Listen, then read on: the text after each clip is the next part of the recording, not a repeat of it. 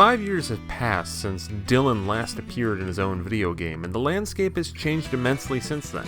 When Dillon's Rolling Western The Last Ranger hit, the Wii U was 6 months old and still had some semblance of hope.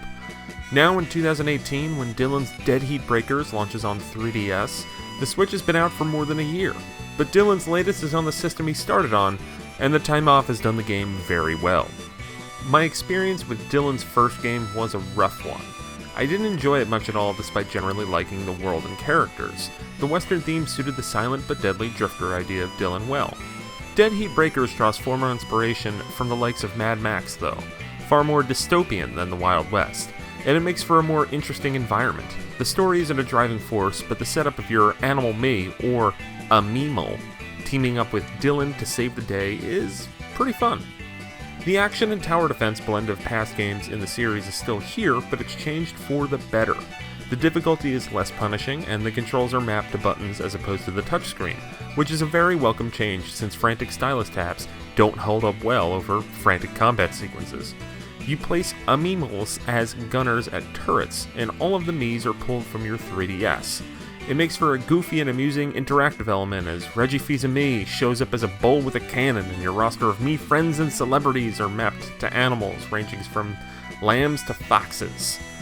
The writing is all decidedly tongue-in-cheek to boot, making the Mii moments feel like a weird pseudo-follow-up to Miitopia or Tomodachi Life. After a round of setup to explore the map and set up your gunners, the battle kicks off as the villainous Groks start to descend upon your map, trying to take down your towers and bases.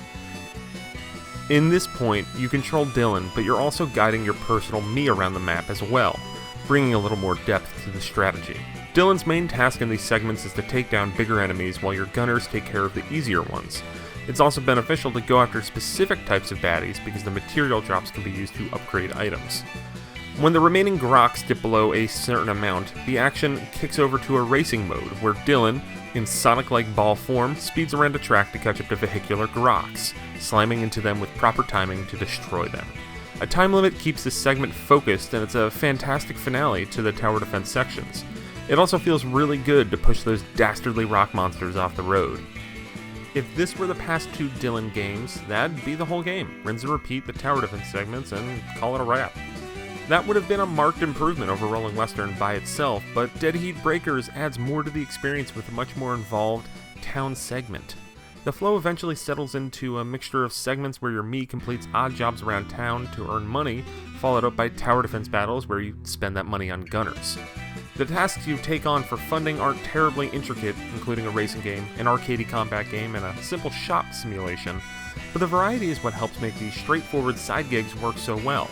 The individual elements might not be all that strong, but together, combined with the pleasant visuals and charming post-apocalyptic style, it's much more than the sum of its parts.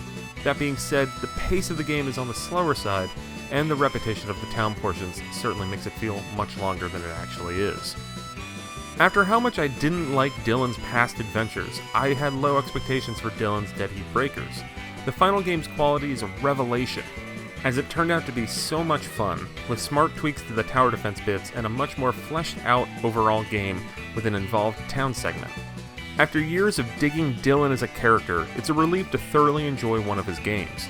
The only shame is that Dead Heat Breakers is launching on the 3DS at a time when the system is just old hat. If you have the desire to put down your Switch and play some 3DS, Dillon's Dead Heat Breakers is very much recommended. Here's hoping the silent armadillo makes it to the greener pastures of the Switch in the future.